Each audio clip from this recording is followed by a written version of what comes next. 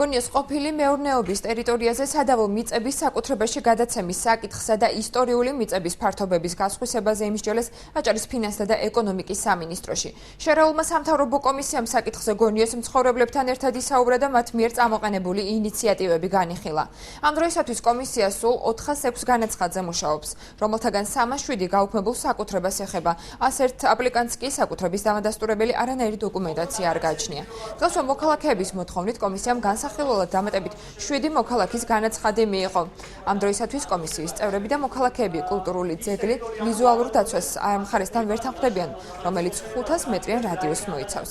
სადავოა არქეოლოგიური დაცვის ნაწილიც, რომელშიც სადავო ტერიტორიები ექცევა. საერთაშორისო სტანდარტების შესაბამისად, მსგავს ფართობზე შენობების განთავსება აკრძალულია და დაცვის არეში მოქცეულ მიწაზე ნებისმიერი სამუშაოს განხორციელებლად სპეციალური ნებართვაა საჭირო. კანონი იყო, რომ იქ თავიდან რომ მივიღეთ მიწები ჩვენ, დაახლოებით 8 მეტრი იყო, იქ მერე გზა იყო შესასვლელი ციხის გვერდში.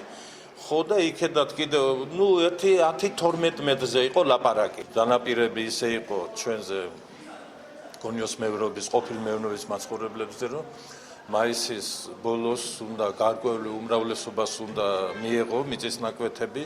მე გვითხრეს, რომ ივნისში დამთავრდება.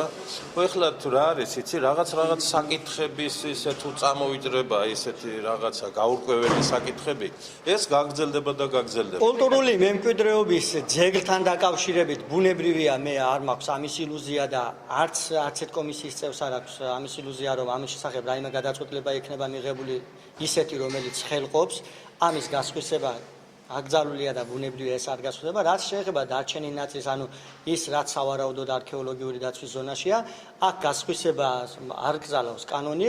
უბრალოდ ამ შემთხვევაში საჭიროა კულტურის სამინისტროს თანხმობა და ამავდროულად მესაკუთრესთან, ანუ იმ სუბიექტთან, ვისაც გადაეცემა ეს მიწის ნაკვეთი, უნდა გაფორმდეს მოვლაპატონების ხელშეკრულება.